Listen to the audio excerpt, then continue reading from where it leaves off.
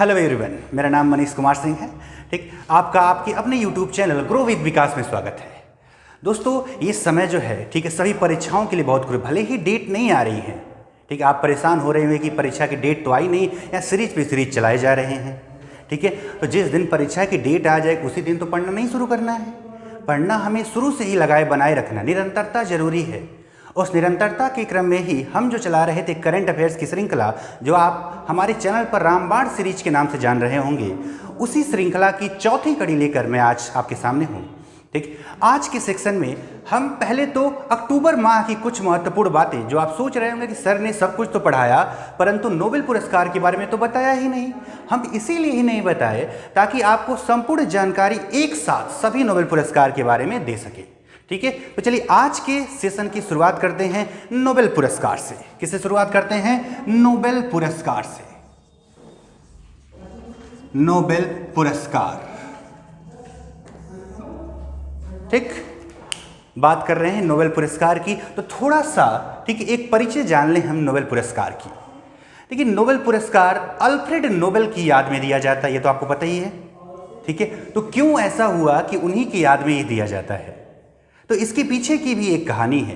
तो आपको पता हो तो 1866-67 में, ठीक है, अल्फ्रेड नोबेल साहब ने, किसने? अल्फ्रेड नोबेल ने, ठीक, डायनामाइट का आविष्कार किया। इसके उन्होंने कुल 355 आविष्कार किए थे, लेकिन सबसे महत्वपूर्ण क्या रहा उनका? ये डायनामाइट का आविष्कार। डायनामाइट ने जीवन में आमूलचूल परिवर्तन ला दिया। रास्तों को बनाने के लिए पहाड़ों को तोड़ना आसान हो गया, खदानों में, ठीक है, काम करना आसान हो गया, गड्ढे बनाना आसान हो गया। किससे? डायनामाइट से। किससे? डायनामाइट से। इससे उन्हें ढेर सारी रॉयल्टी मिली। जब उनका अंतिम समय आ रहा था तो उन्होंने सोचा कि क्यों ना, ठीक, उन लोगों को सम्मानित किया जाए जो मानवीय जीवन के विकास से महत्वपूर्ण भूमिका निभाते हैं। ठीक है, यही सोचकर उन्होंने 1895 में, ठीक, अपनी एक वसीयत लिखी। वसीयत क्या लिखी कि जो मेरा पैसा स्वीडिश बैंक में जमा है, उस पैसे से जो ब्याज मिलेगा उससे प्रत्येक वर्ष जो है, ठीक, किसी विशेष क्षेत्र के, ठीक, सबसे योग्य व्यक्ति को पुरस्कार दिया जाए। 1896 में उनकी क्या हो गई? मृत्यु हो गई। उनकी मृत्यु के 4 साल बाद 29 जून सन 1900 को, ठीक है, कब हो गया मृत्यु? ठीक, मृत्यु हो गई 1896 में। ठीक, 29 जून 1900 को उनकी याद में एक संगठन बना दिया गया।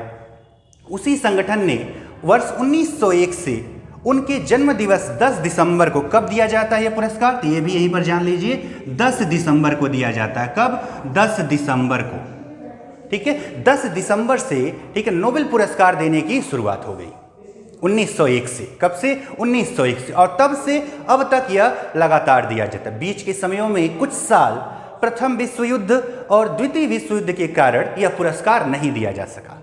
ठीक है, तो शुरुआत कब हुआ था? 10 दिसंबर 1901 से। 10 दिसंबर 1901 से क्या हुई? इसकी शुरुआत हुई। तब से लगातार दिया जा रहा है। लेकिन याद रखिए, अभी मैंने क्या बताया कि प्रथम विश्व युद्ध और द्वितीय विश्व युद्ध के समय में एक कुल 6 बार ये पुरस्कार नहीं दिए गए।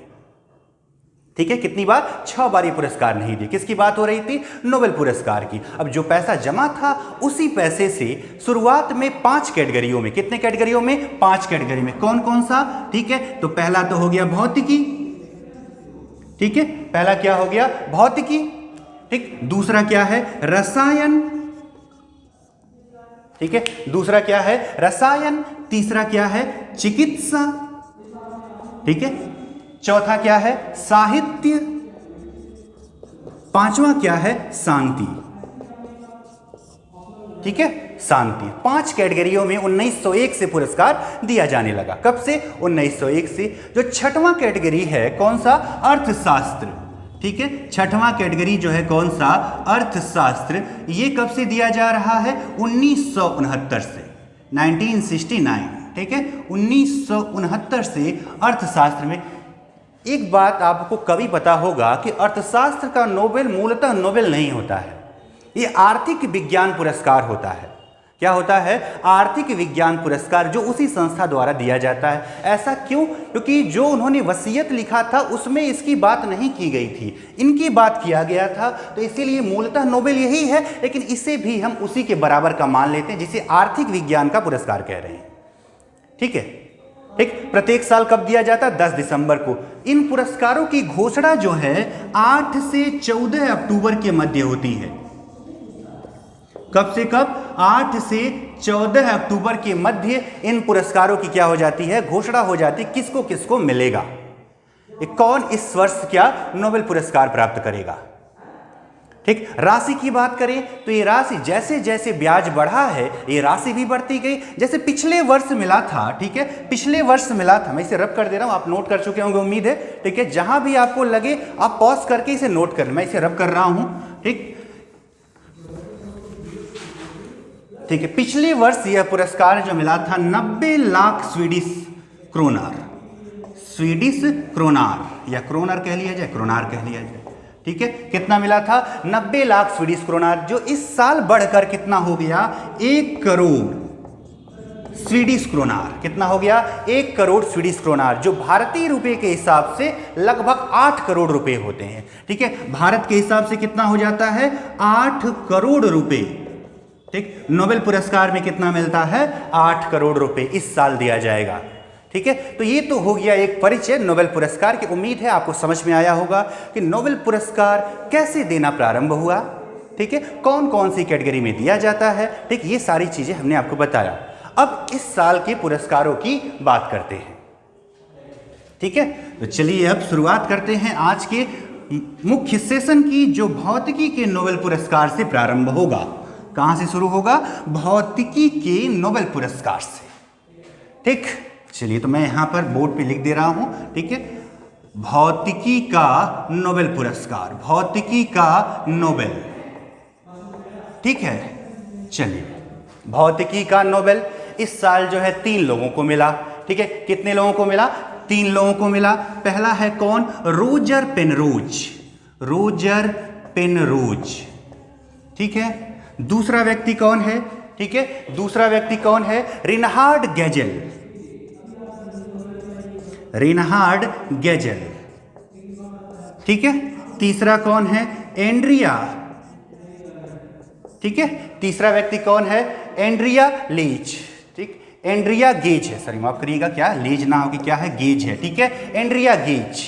3 नाम, तीनों के तीनों यूएसए, तीनों लोग कहां से हैं? यूएसए से हैं। ठीक, अब जरा बात कर लिया जाए कि किस लिए मिला है। ठीक है, 3 नाम आपने देखे, इन तीनों लोगों को मिला है इस साल का भौतिकी का नोबेल। तो ध्यान दें, रोजर गेनरेज की बात करें। ठीक है, रोजर गेनरेज ने क्या किया? रोजर गेनरेज जो है, इन्होंने आइंस्टीन का जो सापेक्षता का सिद्धांत, आप जानते होंगे रिलेटिविटी, थ्योरी ऑफ रिलेटिविटी कहा जाता है, तो थ्योरी ऑफ रिलेटिविटी का पता लगाने के लिए एक मैथमेटिकल मेथड बनाया। ठीक है, थ्योरी ऑफ रिलेटिविटी के बारे में, ठीक है, ध्यान से सुनिएगा, इसे नोट करते जाइएगा जो मैं बोल रहा हूं। ठीक है, थ्योरी ऑफ रिलेटिविटी का पता लगाने के लिए रोजर पेनरोज ने, किसने? रोजर पेनरोज ने क्या बनाया? मैथमेटिकल मेथड तैयार किया। ठीक है, मैथमेटिकल मेथड तैयार किया किसने? रोजर पेनरोज ने तैयार किया। ठीक है, पहला पॉइंट तो ये हो गया। ठीक, अब इन दोनों लोगों को बात करें। ठीक है, कौन? रिनहार्ड गेजेल व एंड्रिया गेज।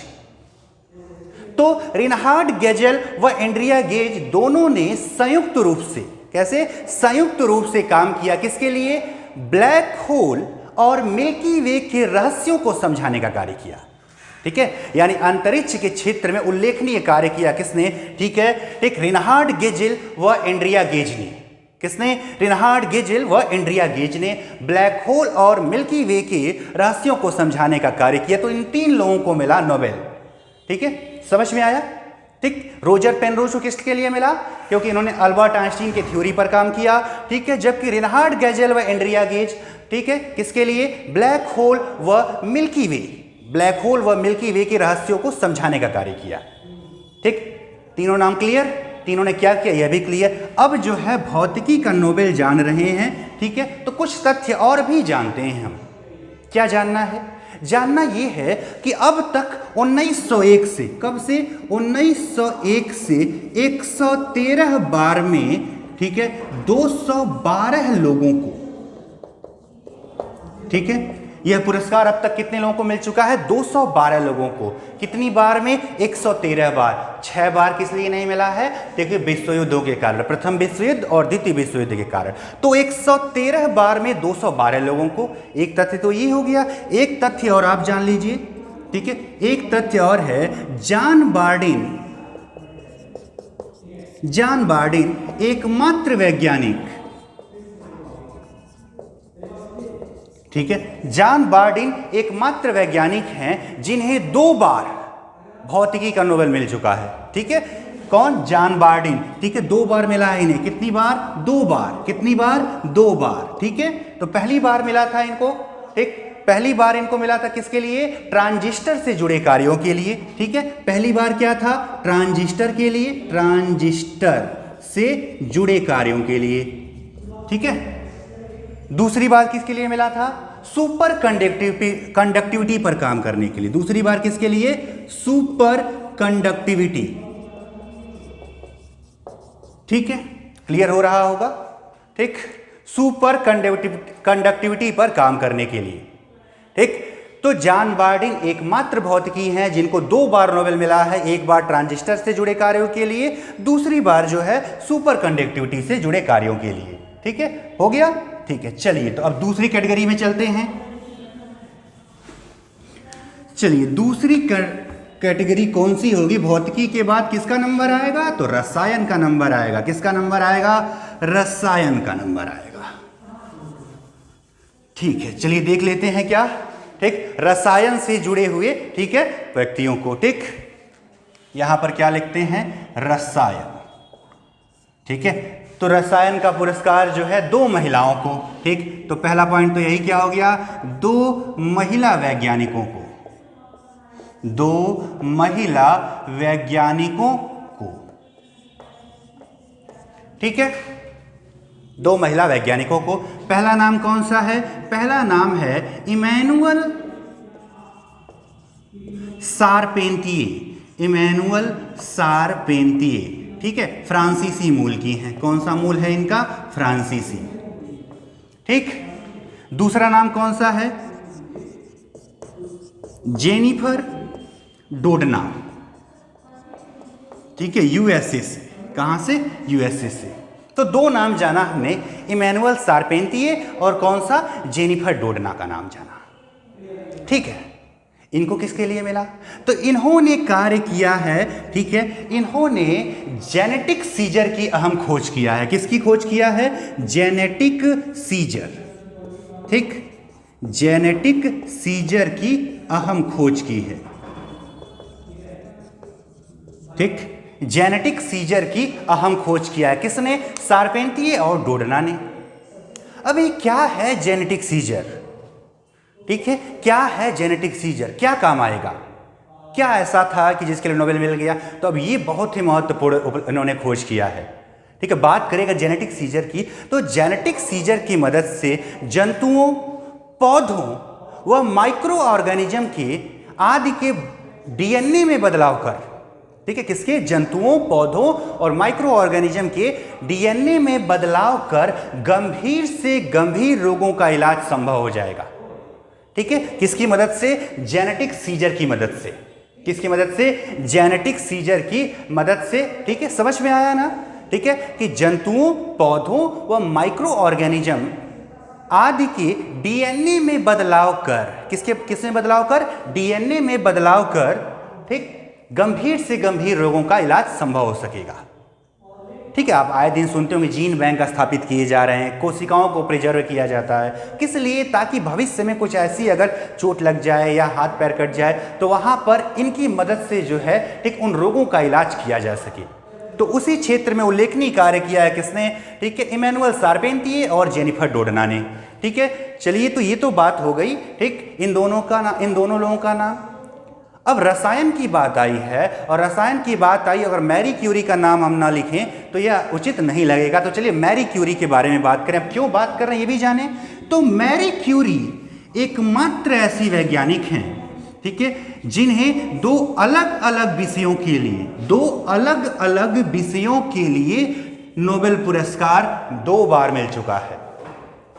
ठीक है, देखिए जॉन बार्डिन को 2 बार मिला था, अभी लिखवाया था ना, लेकिन उनको दोनों बार भौतिकी में ही मिला था। हमारा सवाल यहाँ क्या रहा कि 2 बार और अलग अलग विषयों के लिए, ठीक है। तो मैरी क्यूरी एकमात्र ऐसी वैज्ञानिक हैं, ठीक है, यहाँ पर मैं लिख रहा हूँ, ठीक, मैरी क्यूरी, जिसे आप पढ़ते होंगे तो मैडम क्यूरी का नाम जानते होंगे, ठीक है। मैरी क्यूरी एकमात्र वैज्ञानिक जिन्हें 2 अलग अलग विषयों के लिए 2 बार नोबेल पुरस्कार मिल चुका है, 2 बार नोबेल पुरस्कार मिल चुका है, ठीक। किसको? मैरी क्यूरी को। अगर बात करें कि 2 बार कब कब, तो एक बार 1903 में, कब? 1903 में अपने पति पियरे क्यूरी व हेनरी बेकुरल के साथ रेडियो एक्टिविटी के लिए, किसकी खोज किया था? रेडियो एक्टिविटी की खोज के लिए। किसके लिए? रेडियो एक्टिविटी की खोज के लिए पहली बार मिला। दूसरी बार जो है, ठीक है, 1911 में, कब? 1911 में रेडियम की खोज के लिए, रेडियम की खोज के लिए, ठीक है। एक बार फिजिक्स में और एक बार केमिस्ट्री में, एक बार भौतिकी और एक बार रसायन, ठीक। किसको? मैरी क्यूरी को, ठीक है। मैडम क्यूरी या मैरी क्यूरी एकमात्र वैज्ञानिक जिन्हें 2 बार अलग अलग विषयों के लिए नोबेल पुरस्कार मिला है। एक बार 1903 में पियरे क्यूरी व हेनरी बेकुरल के साथ रेडियो एक्टिविटी के लिए, और दूसरी बार जो है 1911 में रेडियम की खोज के लिए, ठीक। चलिए, तो अब जो है तीसरे कैटेगरी की तरफ बढ़ा जाए, और तीसरा कैटेगरी है हमारा चिकित्सा, ठीक है। बायो नहीं होता है, क्या होता है? चिकित्सा, ठीक। चलिए बात कर लिया जाए चिकित्सा, ठीक है। तो चिकित्सा के क्षेत्र में क्या हो गया भाई? चिकित्सा के क्षेत्र में हेपेटाइटिस सी नामक वायरस की खोज हो गई है, ठीक है। चलिए तो यहां पर लिख दिया जाए चिकित्सा। तीसरा कैटेगरी आपने जाना क्या? चिकित्सा। 2 लोगों को, कितने व्यक्तियों को? 2 व्यक्ति, सॉरी माफ करिए 3 व्यक्ति, 3 व्यक्तियों को, ठीक है। वो 3 व्यक्ति कौन कौन है? पहला नाम है हार्वे जे आल्टर, हार्वे जे आल्टर, ठीक। कहां से? यूएसए से, ठीक है। तो पहला नाम कौन सा है? हार्वे जे आल्टर का, कहां से? यूएसए से। दूसरा नाम कौन है? Michael Houghton, Michael Houghton, Michael Houghton UK से, ठीक। तीसरा नाम कौन सा है? तीसरा नाम है Charles M Rice, Charles M Rice, ये भी यूएसए से, ठीक। तो इन 3 लोगों को चिकित्सा का नोबेल पुरस्कार मिला है। क्या किया है इन्होंने? हेपेटाइटिस सी वायरस की खोज किया है, हेपेटाइटिस सी वायरस की खोज किया है, वायरस की खोज, ठीक है। किसी भी वायरस या कोई मेडिसिन बनती है, अगर वायरस की संरचना पता चल जाए तो मेडिसिन बनाना क्या हो जाता है? आसान हो जाता है, ठीक है। मेडिसिन बनाना क्या हो जाता है? आसान हो जाता है, ठीक है। तो इन्होंने क्या? हेपेटाइटिस सी वायरस की क्या किया है? खोज किया है, ठीक है।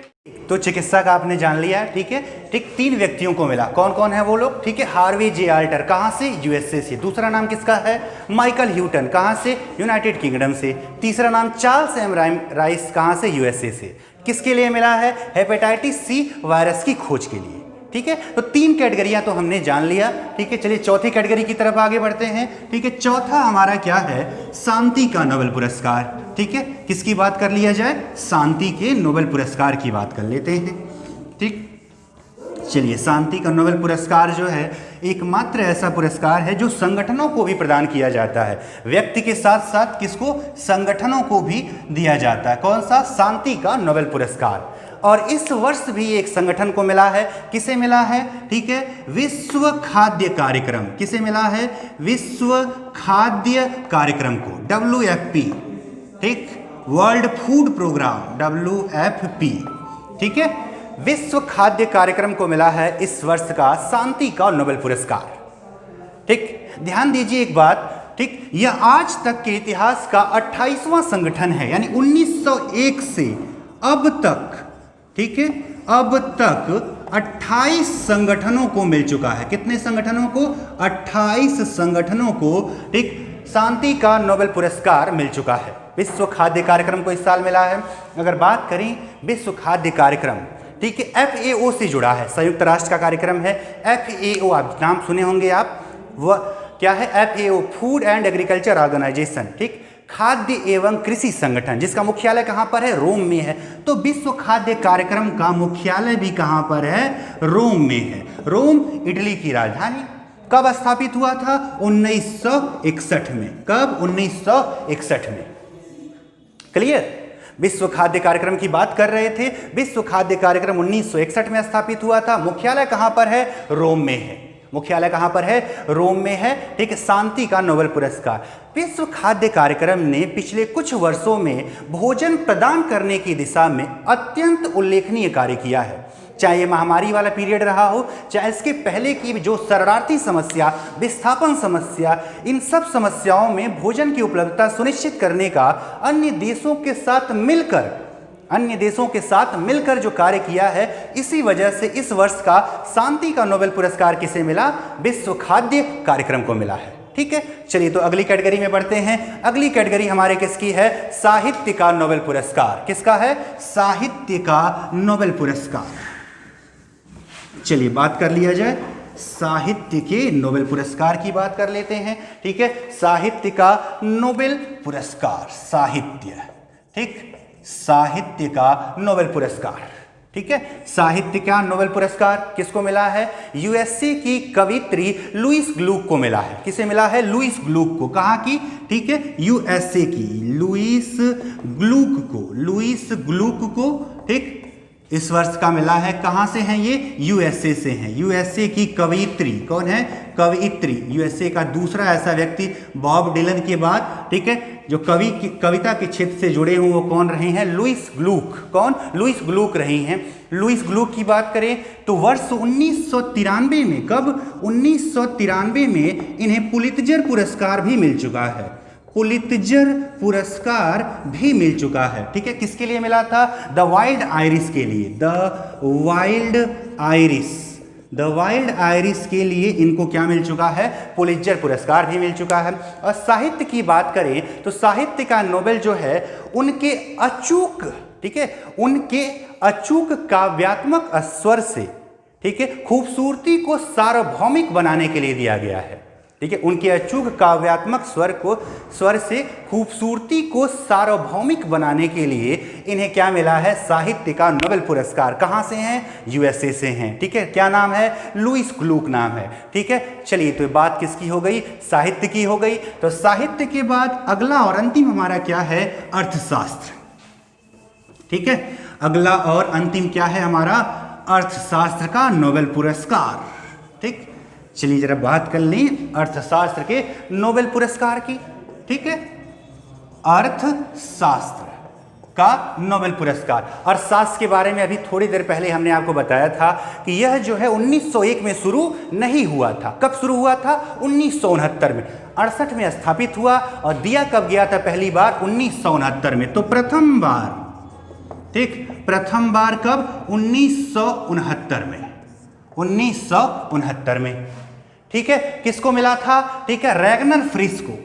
नाम सुना है इनका? ठीक है, अगर माइक्रो इकोनॉमिक्स और मैक्रो इकोनॉमिक्स का नाम जानते हैं तो आप इनके नाम से पूरी तरह वाकिफ होंगे।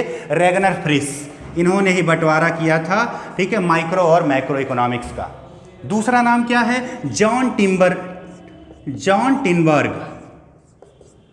ठीक है, इन दो लोगों को क्या मिला था? 1969 में, ठीक है, नोबेल पुरस्कार, पहला अर्थशास्त्र का नोबेल पुरस्कार मिला था। ठीक, और इस वर्ष जो मिला है वो किसे मिला है? ठीक है, इस वर्ष, ठीक, चलिए अगली बात कर लेते हैं। इस वर्ष दो अमेरिकी अर्थशास्त्रियों को, ठीक, पॉल मिलग्राम व रॉबर्ट विल्सन, दोनों कहां से हैं? यूएसए से हैं। ठीक है, कहां से हैं? ठीक, पॉल मिलग्राम व रॉबर्ट विल्सन कहां से? यूएसए से। क्या कार्य किया है इन्होंने जो है, ठीक है, नीलामी की नई पद्धतियों का आविष्कार किया है जिससे कि नीलामी की प्रक्रिया और बेहतर हो जाए। ठीक है। जो व्यावसायिक नीलामी होती है उसके नए सिद्धांतों के बारे में बताया किसने? पॉल मिलग्राम व रॉबर्ट विल्सन ने, जिससे कि नीलामी की प्रक्रिया क्या हो जाए? आसान हो जाए, यानी कि नीलामी सिद्धांत में सुधार। ठीक है, किसके लिए मिला है? नीलामी सिद्धांत में सुधार एवं नए नीलामी प्रारूप कह सकते हैं। ठीक है, और अभी लिख सकते हैं हम क्या? एवं नए नीलामी प्रारूपों के आविष्कार के लिए, नए नीलामी प्रारूपों के आविष्कार के लिए। चलिए ठीक है, तो ये बात किसकी हो गई हमारी? ठीक, अर्थशास्त्र के नोबेल पुरस्कार की बात हो गई। ठीक, 6 कैटेगरी का हमने देख लिया। और जब यहाँ तक जान लिए हैं तो क्यों ना यहीं पर यह भी जान लें कि अब तक जो है कौन कौन से भारतीय व्यक्ति हुए हैं जिनको यह पुरस्कार मिल चुका है। ठीक है, तो इसको रब कर रहा हूँ। अब थोड़ा सा भारतीय व्यक्तियों के बारे में भी जान लेते हैं जिन्हें नोबेल पुरस्कार मिल चुका है। क्या मिल चुका है? नोबेल पुरस्कार मिल चुका है। ठीक है, ठीक, चलिए ठीक है, देख लेते हैं किसे किसे मिला है। पहला नाम से तो आप यहाँ पे मैं लिख दे रहा हूँ, भारतीय व्यक्तियों को नोबेल, भारतीयों को नोबेल। ठीक है, पहला नाम से तो आप पूरी तरफ से वाकिफ हैं, रविंद्रनाथ टैगोर जी। किसे? रविंद्रनाथ टैगोर, रविंद्रनाथ टैगोर। ठीक, कब मिला था? 1913 में मिला था। 1913 में कौन सी कैटेगरी? साहित्य। ठीक है, 1913 में साहित्य के लिए। ठीक है, आपको किताब का भी नाम शायद पता होगा, गीतांजलि। किसके लिए मिला था? गीतांजलि। रविंद्रनाथ टैगोर को 1913 में गीतांजलि के लिए। दूसरा नाम कौन है? दूसरा नाम है सीवी रमन।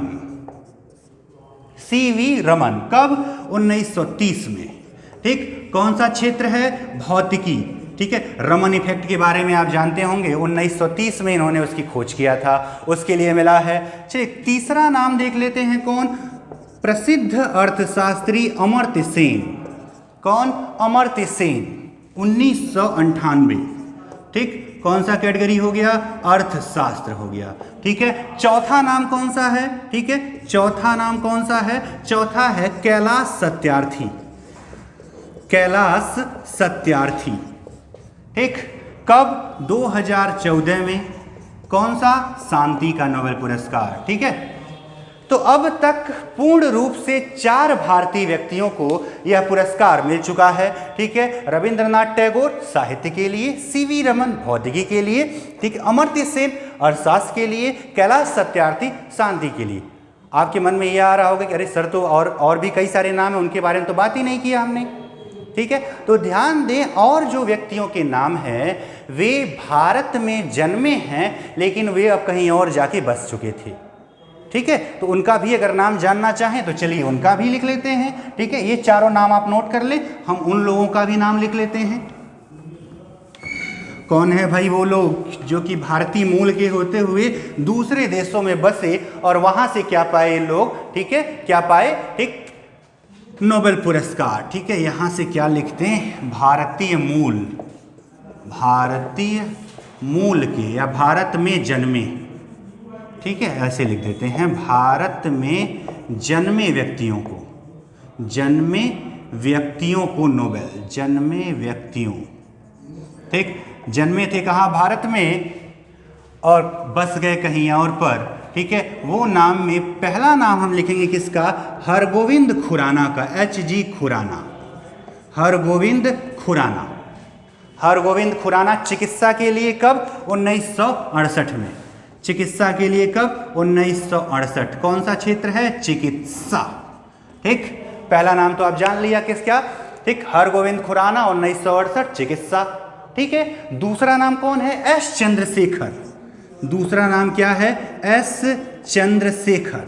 ठीक है, एस चंद्रशेखर 1983 है। ठीक है, ये भी क्या है? भौतिकी। ठीक है, एस चंद्रशेखर किससे जुड़े हैं? भौतिकी से। ठीक ठीक, किसके लिए? ठीक है, भौतिकी से जुड़े। ठीक, आपने चंद्रशेखर सीमा का नाम सुना होगा। ठीक है, जब भी हम अंतरिक्ष के बारे में पढ़ते हैं एक शब्द जानते हैं, चंद्रशेखर सीमा। 1.4 ms तारे की मृत्यु का पता लगाने के लिए जो सीमा है 1.4 ms, वही क्या कहलाती है? चंद्रशेखर सीमा। ठीक है, कि तारा उससे ज़्यादा का होगा, उससे कम का होगा। ऐसी परिस्थितियों में मृत्यु वाली जो तारे की मृत्यु की घटना है वो किससे जुड़ी है? चंद्रशेखर से 1983 में। ठीक है, अगला नाम लिख लेते हैं। अगला नाम क्या है? वेंकटरमन रामकृष्णन। ठीक है, क्या है? ठीक, वेंकटरमन रामकृष्णन, वेंकटरमन रामकृष्णन। ठीक, तीसरा नाम है वेंकटरमन रामकृष्णन, वेंकटरमन रामकृष्णन। ठीक, कब? 2009। क्षेत्र कौन सा है? रसायन का क्षेत्र है। ठीक है, 3 नाम हो गए। कोई और बच रहा है क्या? पिछले साल वाले बच रहे हैं, अभिजीत बनर्जी। चलिए उनका भी नाम लिख लेते हैं, अभिजीत बनर्जी, अभिजीत बनर्जी। ये पिछले साल मिला था ना? ठीक है, 2019। अभिजीत बनर्जी को 2019 में। क्षेत्र कौन सा है इनका? अर्थशास्त्र। ठीक है, अर्थशास्त्र। ठीक है, तो ये 4 लोग ऐसे हैं जो कि भारत में जन्मे थे। ठीक है, भारत में जन्मे थे। यदि आप जानना चाहें तो एक नाम और जान सकते हैं जो भारत में न जन्मे न भारत के हैं लेकिन रहते भारत में हैं। कौन? 14वां दलाई लामा। ठीक है, भारत में बसे। देखिए, न भारत के जन्मे भी नहीं हैं, ठीक है, न ही भारतीय मूल के हैं और न वो भारत की नागरिकता प्राप्त किए हैं। ठीक है, लेकिन भारत में रहते हैं। वो कौन व्यक्ति है? दलाई लामा। ठीक है, आप जानते रहिए, मैं लिख नहीं रहा हूं, आप नोट कर लेंगे। दलाई लामा 1989 शांति का नोबेल पुरस्कार। ठीक, तो ये पूरा हमारा सेक्शन नोबेल पुरस्कार को समर्पित रहा, जिसमें हमने आज के सेक्शन में आधे क्लास में हमने इसकी बात किया कि किस तरह से नोबेल पुरस्कारों की घोषणा हुई। ठीक, जो कि अक्टूबर माह से संबंधित था। ठीक है, अब नवंबर माह की तरफ बढ़ें और पहले सप्ताह की, ठीक है, प्रमुख करंट अफेयर देखें तो उस दृष्टि से पहला नाम हम जानेंगे किसका? ठीक है, यशवर्धन कुमार सिन्हा का। ठीक है, यशवर्धन कुमार सिन्हा। ठीक, चलिए करंट अफेयर में आ जाते हैं। हम नोबेल पुरस्कार हो गया ना? ठीक है, 6 कैटेगरी हमने देख लिया। ठीक, तो चलिए अब जरा आप करंट अफेयर में पॉइंट वाइज चीज़ों को समझते चलते हैं। ठीक है, देखते हैं कि इस माह की अंतिम में और माह की प्रारंभ में कौन कौन सी घटनाएं घटित हुई। ठीक, तो पहला नाम लिखेंगे हम यशवर्धन कुमार सिन्हा। ठीक है, इस नाम से अगर परिचित ना हो तो मैं बता दूं, ये विदेश सेवा के वरिष्ठ अधिकारी यशवर्धन कुमार सिन्हा, ठीक है, जो कि यूनाइटेड किंगडम और श्रीलंका जैसे देशों में उच्चायुक्त और राजदूत का कार्य कर चुके हैं। बिहार से संबंध रखते हैं। ठीक है, कहाँ संबंध रखते हैं? बिहार से संबंध रखते हैं। इन्हें जो है देश का 11वां मुख्य सूचना आयुक्त बनाया गया। ठीक है, तो मैं यहाँ लिख रहा हूँ, देश का 11वां मुख्य सूचना आयुक्त बनाया गया है। ठीक है, मुख्य सूचना आयुक्त बनाया गया है। ठीक, 11वां। 10वां कौन था? यानी किसका स्थान लिया है? बिमल जुल्का का स्थान लिया, जो मार्च में बने थे और 7 नवंबर को उनका कार्यकाल पूरा हुआ और उनकी जगह पे, ठीक है, कौन बनकर आ गए? अब यशवर्धन कुमार सिन्हा जी आ गए। ठीक है, अब जरा हम सूचना आयुक्त की बात आई है तो केंद्रीय सूचना आयोग के बारे में जान लेते हैं। तो स्टार बना के आप लिखेंगे यहां पर केंद्रीय सूचना आयोग। क्या लिख लिया जाए? केंद्रीय सूचना आयोग। ठीक है, जरा कोई मुझे बताए, ठीक, केंद्रीय सूचना आयोग कैसी संस्था है? क्या संवैधानिक है या विधिक कहलाएगी? ठीक है, उम्मीद है आप कमेंट बॉक्स में लिख के बताएंगे। वैसे मैं बता देता हूं कि यह संवैधानिक संस्था नहीं है। ठीक है, इस संवैधानिक संस्था ना हो कि विधिक संस्था। क्या अंतर होता है? संवैधानिक जिसका संविधान में वर्णन है, जबकि विधिक जो किसी अधिनियम द्वारा बने हैं। तो ये किससे बना था? आरटीआई एक्ट, आरटीआई एक्ट 2005 द्वारा। ठीक है, आरटीआई एक्ट 2005 द्वारा इसका क्या हुआ था? गठन हुआ था। ठीक है, और पहला, ठीक, अब इसकी बात कर रहे हैं तो यह भी जान लीजिए, प्रथम सूचना आयुक्त, प्रथम सूचना आयुक्त, ठीक, वजाहत हबीबुल्ला थे। कौन थे? वजाहत हबीबुल्ला, वजाहत हबीबुल्ला। पिछले साल जो है ये सूचना आयोग जो है बहुत चर्चा में रहा था। इस नई सरकार ने कुछ बदलाव कर दिए। बदलाव में क्या रहा? एक कार्यकाल निश्चित नहीं रहेगा। ठीक है, कार्यकाल पहले निश्चित हुआ करता था 5 साल का कार्य का पूरा फिक्स पीरियड, लेकिन अब कार्यकाल निश्चित नहीं रहेगा। हालांकि अमूमन 3 साल का माना जाता है, ठीक है, नए नियम के अनुसार अमूमन कितना 3 साल का, लेकिन यदि सरकार चाहे तो उन्हें पद से क्या कर सकती है, हटा। संविधान में एक शब्द पढ़ा होगा आपने, प्रसाद पर्यंत, पोस्ट ऑफ प्लेजर, उसी की तरह यह भी है क्या, केंद्रीय सूचना आयोग।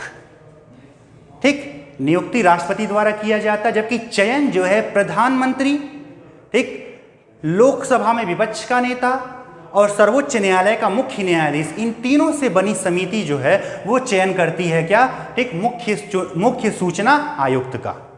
ठीक है, आई होप पूरा चीज क्लियर हो गई होगी। ठीक है, केंद्रीय सूचना आयोग के बारे में भी आरटीआई एक्ट 2005 से पहला कौन था, वजाहत हबीबुल्ला थे, और 11वां कौन है, यशवर्धन कुमार सिन्हा है। ठीक है, जबकि पहली महिला भी जानते रहिए दीपक संधू थी। कौन थी, दीपक संधू, 2013 में बनी थी दीपक संधू, पहली महिला सूचना आयुक्त थी। 5 तारीख को बनी थी और 5 सितंबर को और 13 सितंबर या 14 सितंबर तक कार्यकाल खत्म हो गया और उनकी जगह पर सुषमा सिंह आ गई थी। ठीक है, तो चलिए ये वाला पॉइंट तो हो गया। ठीक, तो चलते हैं कहाँ पर, अपने प्रधानमंत्री के गृह प्रदेश में। कहाँ पर, गुजरात पहुँचते हैं हम लोग। ठीक, अभी हाल ही में प्रधानमंत्री कहाँ गए थे, गुजरात गए थे। कब गए थे, ठीक, जिस दिन होता है, ठीक, भारत के लौह पुरुष सरदार वल्लभ भाई पटेल की क्या होती है, जयंती होती है। ठीक, कब गए थे, सरदार वल्लभ भाई पटेल की जयंती के अवसर पर गए थे। ठीक, तो क्या क्या किया, ठीक है, तो पहला चीज तो ये जानिए कि उस दिन प्रधानमंत्री ने, ठीक है, ठीक, मैं यहां लिख रहा हूं, आप देखिएगा, नर्मदा जिले के, कहां पर, नर्मदा जिले के केवड़िया नामक स्थान पर। कहां पर, केवड़िया नामक, केवड़िया में, कहां पर, केवड़िया में आरोग्य वन का उद्घाटन किया। आरोग्य वन का उद्घाटन किया, आरोग्य वन का उद्घाटन किया। चलिए क्लियर, प्रधानमंत्री पहुंचे, केवड़िया पहुंचे और आरोग्य वन का उद्घाटन किया। आरोग्य वन क्या है ये, आरोग्य से आपको लग ही रहा होगा कि औषधि वगैरह से जुड़ा है, आयुर्वेद से जुड़ा है। तो आरोग्य वन जो है 17 एकड़ क्षेत्र में फैला हुआ है। कितने में, 17 एकड़ क्षेत्र। यहां पर 380 प्रजातियों के 5 लाख पौधे लगाए गए हैं। ठीक है, 380 प्रजातियों के 5 लाख पौधे लगाए गए हैं। ठीक है, जो औषधीय पौधे हैं। ठीक है, वो है हमारा क्या, आरोग्य वन। क्लियर है, ठीक है, आरोग्य वन कहां पर, नर्मदा जिले के केवड़िया। केवड़िया ही वो स्थान है जहां पर सरदार पटेल जी की क्या लगी है, मूर्ति लगी है। ठीक, 17 एकड़ क्षेत्र में 380 प्रजातियों के 5 लाख पौधे लगाए गए। ठीक, वो आरोग्य वन का उद्घाटन किसने किया, प्रधानमंत्री ने किया। अब प्रधानमंत्री गुजरात पहुंचे थे तो कुछ और चीजों का भी उद्घाटन किया। ठीक है, तो अगली चीज कौन सी थी, रोपैक्स फेरी सेवा। ठीक है, प्रधानमंत्री ने घोघा से हजीरा, कहां से कहा, घोघा से हजीरा रोपैक्स फेरी सेवा का उद्घाटन किया। रोपैक्स फेरी सेवा का उद्घाटन। ठीक है, रोपैक्स फेरी सेवा कहां से कहा, घोघा से हजीरा। ठीक, क्या हुआ इससे, 360 किलोमीटर की दूरी घट के, ठीक, 360 किलोमीटर की दूरी घट के 60 किलोमीटर में बदल गई। यानी कि 12 घंटे का सफर 1.5 घंटा में तय होगा। किससे, इस रोपैक्स फेरी सेवा से। ठीक है, किससे, रोपैक्स फेरी सेवा। ठीक है, क्लियर है ना। ठीक है, घोघा से हजीरा, रोपैक्स, रोपैक्स समझ रहे हैं। ठीक है, जो हवाई मार्ग होता है, क्या होता है, हवाई मार्ग होता है, वो वाला फेरी। ये रो फेरी की हम बात नहीं कर रहे हैं। ठीक है, रोपैक्स फेरी आपने मूवी वगैरह में देखा होगा। ठीक, जहां अभी भी पहाड़ी स्थानों पर ये चीज सुविधा उपलब्ध होती है, वो सुविधा इसके माध्यम से लगभग 350 किलोमीटर की दूरी घटकर कितना हो जा रहा है, सिर्फ 60 किलोमीटर, यानी कि 10 घंटे का समय की बचत। ठीक है, प्रधानमंत्री ने इसका भी उद्घाटन किया। ठीक है, एक और चीज का उद्घाटन किया प्रधानमंत्री ने, भारत की पहली सी लिंक सर्विस अहमदाबाद से केवड़िया। ठीक है, चलिए मैं इसे रब करके ऊपर लिखता हूं, ठीक है, जिससे कि आपको दिखेगा। ठीक, मैं ऊपर लिख रहा हूं, प्रधानमंत्री पहुंचे हैं गुजरात तो बहुत सारी चीजों का उद्घाटन करेंगे, है ना। चलिए ठीक, तो अहमदाबाद, यहां मैं लिख दे रहा हूं अहमदाबाद, अहमदाबाद से केवड़िया, अहमदाबाद से केवड़िया के बीच भारत की पहली सी लिंक सेवा, पहली सी मतलब क्या, समुद्र, और लिंक मीन्स क्या, जोड़ना, सी लिंक सेवा का उद्घाटन किया, उद्घाटन किया, ठीक है। भारत की पहली सी लिंक सेवा का उद्घाटन किया, ठीक। अभी जो सी लिंक सर्विस चलाई जा रही, कौन चला रहा है, तो इसका संचालन स्पाइस जेट द्वारा किया जा रहा है। तो यहां मैं लिख रहा हूं संचालन कौन कर रहा है, स्पाइस जेट कर रहा है। कौन कर रहा है, स्पाइस जेट। भारत में सस्ता हवाई यात्रा करवाने के लिए मशहूर कौन सा, स्पाइस जेट इसका संचालन करवा रहा है। अब एक चीज और भी ध्यान रखिएगा, ये जो सी प्लेन आया था भारत का नहीं था, ठीक है, ये मालदीव से हमने मंगाया है। हमारे पास अपना सी प्लेन नहीं था, हमने कहाँ से मंगाया है, मालदीव से, और अहमदाबाद से केवड़िया के बीच अब इसका संचालन स्पाइस जेट द्वारा किया जाएगा। पानी पर उड़ने वाली जहाज ऐसा समझा जाए, ठीक। तो ये हो गया प्रधानमंत्री के उतने दिनों के, यानी कि वहाँ पे गए थे तो कार्यक्रम में भाग लिए, ठीक है। अब बात करें दिन कौन सा था, तो 31 अक्टूबर था। वो दिन कौन सा था, 31 अक्टूबर।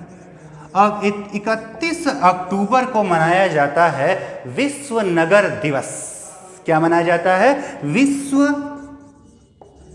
नगर दिवस। कब, 31 अक्टूबर को, ठीक है, 31 अक्टूबर को। वैसे याद रखिएगा इसकी थीम जो थी, valuing our communities and cities. Theme क्या रही है इसकी, valuing our communities and cities, ठीक।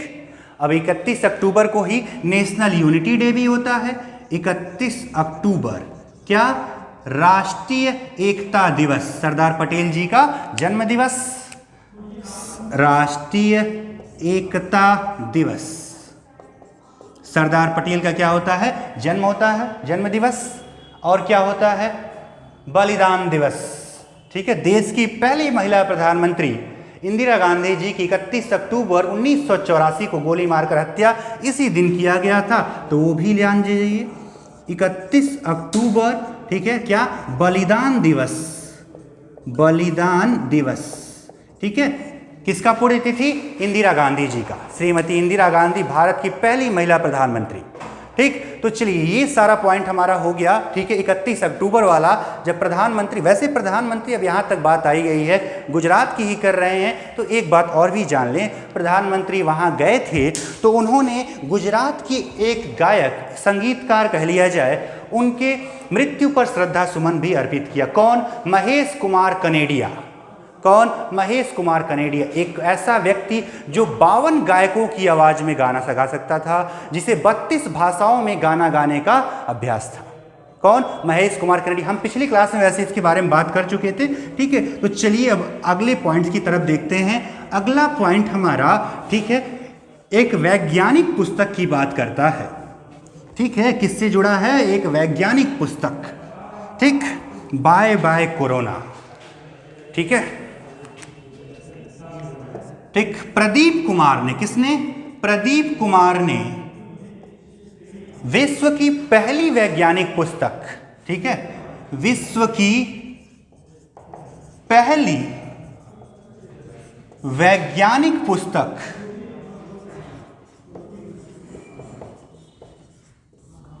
वैज्ञानिक पुस्तक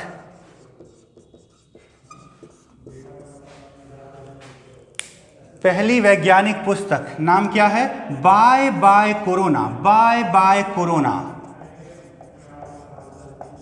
प्रदीप कुमार ने विश्व की पहली पुस्तक, वैज्ञानिक पुस्तक कौन सी लिखी, बाय बाय कोरोना। इसका जो उद्घाटन है उत्तर प्रदेश के राजभवन में किया गया। राजभवन मतलब क्या, राज्यपाल का निवास, जहां राज्यपाल रहते हैं उसे क्या कहा जाता है, राजभवन। वहां पर इसका क्या किया गया, विमोचन किया गया, ठीक है। चलिए ठीक है, तो ये बात हो गई क्या, पहली वैज्ञानिक पुस्तक की बात हो गई। ठीक है, पहली वैज्ञानिक पुस्तक की बात हो गई। ठीक, जो किससे जुड़ा था, प्रदीप कुमार जी ने लिखा है, उत्तर प्रदेश के ही हैं। कहाँ उद्घाटन हुआ है, उत्तर प्रदेश के राजभवन में। क्लियर है। तो चलिए जरा खादी ग्रामोद्योग बोर्ड की तरफ बढ़े। उन्होंने क्या कर दिया भाई, ठीक है, जब सारी कंपनियां अगर मास्क बना रही हैं तो खादी ग्रामोद्योग बोर्ड पीछे क्यों रहे। ठीक है,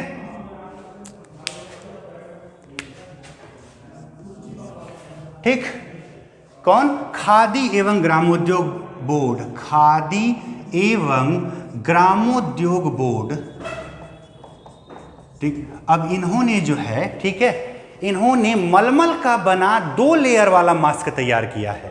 किसका बना हुआ, मलमल का, और पूरी तरह से हाथ से बना, यानी कि एकदम सुटेबल चेहरे के लिए, पहनाव के लिए, और बार बार इस्तेमाल भी किया जा सकता है। ठीक है, किसने, खादी एवं ग्रामोद्योग बोर्ड ने मलमल एक कपड़ा होता है जो कि कहाँ, पश्चिम बंगाल के, ठीक, हथकरघा कारीगरों द्वारा, ठीक है, बुनकरों द्वारा तैयार किया जाता है। ठीक, ने मलमल से बना 2 लेयर वाला, ठीक है, 2 लेयर वाला मास्क तैयार किया है, मास्क तैयार किया है। ठीक, अब इस मास्क पे जो है शुभ दीपावली लिखा रहेगा। ठीक है, यानी त्योहारों के अवसर पर इसके बिकने की पूरी तरह संभावना है कि अच्छा खासा मार्केट में प्रभाव डालेगा। ठीक है, शुभ दीपावली लिखा रहेगा, मास्क पर क्या लिखा रहेगा, शुभ दीपावली लिखा रहेगा। ठीक है, कीमत है मात्र 75 रुपये। कीमत कितनी है, मात्र 75 रुपये। कीमत कितनी है, मात्र 75 रुपये। खादी एवं ग्रामोद्योग बोर्ड ने बनाया है, मलमल से बना 2 लेयर वाला मास्क बनाया है। इससे देखिए क्या होगा, ठीक है, एक तो जो है, ठीक, बुनकर है उसे भी फायदा मिल रहा है। ठीक है, साथ ही बोर्ड को आय भी होगी, क्योंकि इसे अच्छा खासा इसे मार्केट में हाइप बन सकता है, क्योंकि यह पूरी तरह से क्या, हाथ से बना है, यानी किसी रसायन का इस्तेमाल बिल्कुल भी नहीं हुआ है। इसलिए ठीक, इसे जो आप खरीद कहाँ से सकते हैं, तो इसकी वेबसाइट से आप खरीद सकते हैं। ठीक है, खादी एवं ग्रामोद्योग बोर्ड की वेबसाइट से। ठीक है, चलिए जरा अगला देख लेते हैं। एक तूफान आया है अभी फिलीपींस में, ठीक है, गोनी, उसका नाम भी बस लिखना है। ठीक है, ज़्यादा कुछ नहीं जानते हैं उसके बारे में। ठीक, तो लिख लेते हैं, इस वर्ष फिलीपींस में 18वां तूफान, फिलीपींस में 18वां तूफान गोनी ने दस्तक दिया। 18वां तूफान गोनी ने दस्तक दिया। ठीक है, तो ध्यान दीजिएगा, यह एक उष्णकटिबंधीय चक्रवात है। क्या है, उष्णकटिबंधीय चक्रवात। ठीक, गोनी कहां से टकराया है, फिलीपींस के तटों से टकराया है। जब जो है तूफान की रफ्तार 39 माइल प्रति आवर से बढ़ जाती है तो उष्णकटिबंधीय चक्रवात के रूप में जाने जाती है। इसकी रफ्तार कितनी थी, 74 माइल पर आवर थी। ठीक है, 74 मील प्रति घंटा ऐसी क्या थी, रफ्तार थी। किसकी बात हो गई, गोनी की बात हो गई। ठीक है, फिलीपींस की बात आई है तो फिलीपींस की राजधानी आपको पता है मनीला है। मनीला में मुख्यालय एडीबी यानी एशियाई विकास बैंक का है। एशियाई विकास बैंक के हाल ही में उपाध्यक्ष चुने गए थे भारत के एक मुख्य पूर्व निर्वाचन आयुक्त कौन, अशोक लवासा जी चुने गए थे। फिलीपींस की बात आई तो फिलीपींस के एक पूर्व राष्ट्रपति की याद में एशिया का नोबेल कहा जाने वाला रेमन मैग्सेसे पुरस्कार दिया जाता है। ठीक है, क्लियर। ठीक है, चलिए तो इसकी भी बात हो गई। चलिए अगला देख लेते हैं क्या है हमारा। अगला क्या है, अगला, ठीक, गोवा का प्रसिद्ध सनबर्न फेस्टिवल। ठीक, क्या है, अगला क्या है, गोवा का प्रसिद्ध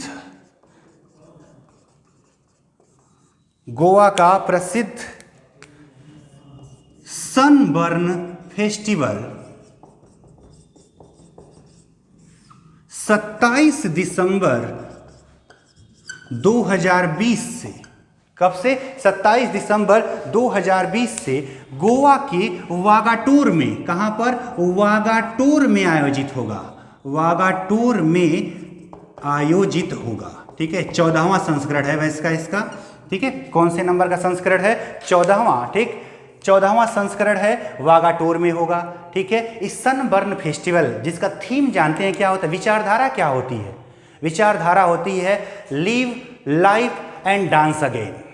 ठीक है, इसकी विचारधारा क्या है? Live life and dance again, साथ ही टाइम टू लिव अगेन, ये इसकी विचारधारा है। ठीक है, मैं यहां लिख दे रहा हूं, एक तो क्या हो गया, टाइम टू लिव अगेन। ठीक है, दूसरा क्या है? ठीक, लिव लव डांस अगेन, ये इसकी क्या है? विचारधारा है। ठीक है, किसकी बात हो गया? ठीक, गोवा के प्रसिद्ध सनबर्न फेस्टिवल की बात हो गई। ठीक, चलिए अगला देख लेते हैं क्या है। अगला जो है मछुआरों से जुड़ा है। तमिलनाडु सरकार ने भारत का पहला ऐसा रेडियो एफएम की शुरुआत करने की घोषणा किया है जो सिर्फ और सिर्फ किसको समर्पित होगा? मछुआरों को समर्पित होगा। ठीक है, किसने? तमिलनाडु राज्य ने। तमिलनाडु राज्य ने भारत के पहले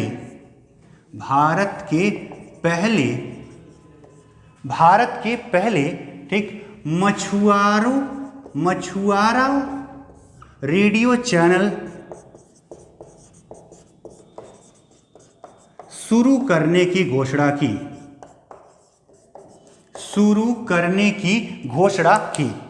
ठीक है, किसने शुरू करने की घोषणा किया है? तमिलनाडु सरकार ने घोषणा की। ठीक, किसने? तमिलनाडु राज्य ने भारत के पहले। इसकी खासियत क्या होगी कि इसके सभी आरजे जो हैं वो किससे जुड़े होंगे? मछुआरा समुदाय से ही जुड़े होंगे। ठीक है, सारे आरजे मतलब क्या? रेडियो जॉकी जो हैं किससे जुड़े होंगे? मछुआरा समुदाय से ही जुड़े होंगे। ठीक है, वैसे इसका नाम क्या रखा जा रहा है? Cuddle OSI 90.4, cuddle OSI 90.4। ठीक, सभी लोग किससे जुड़े होंगे? ठीक है, सभी लोग जो है ठीक है मछुआरा समुदाय से जुड़े होंगे। ठीक है, चलिए अगला देख लेते हैं। भारत की पहली सौर ऊर्जा संचालित मिनिएचर ट्रेन का उद्घाटन केरल में हुआ। ठीक, भारत की पहली सौर ऊर्जा संचालित मिनिएचर ट्रेन का उद्घाटन कहां पर हुआ है? केरल में हुआ है। उद्घाटन केरल में।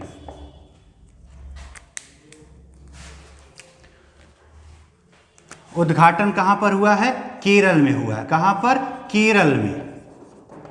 ठीक, ये पहली मिनिएचर ट्रेन है जो कि किससे चलेगी? सौर। इसमें 3 डिब्बे हैं। ठीक है, कितने डिब्बे हैं? 3 डिब्बे। और कितने यात्री ले जाएगी? 45 यात्री ले जाएगी। ठीक है, कितने यात्री ले जाएगी? 45 यात्री ले जाएगी। कितने? 45 यात्री। ठीक, 45 यात्री।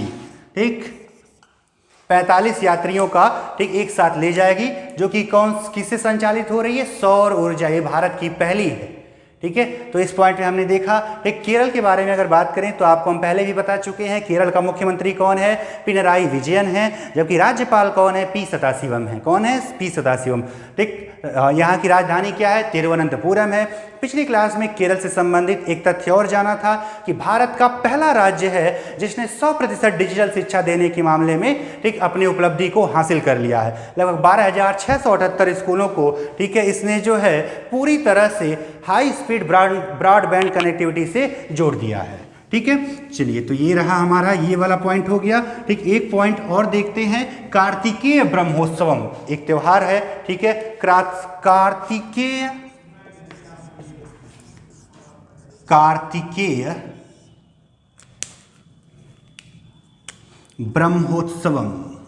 ब्रह्मोत्सव।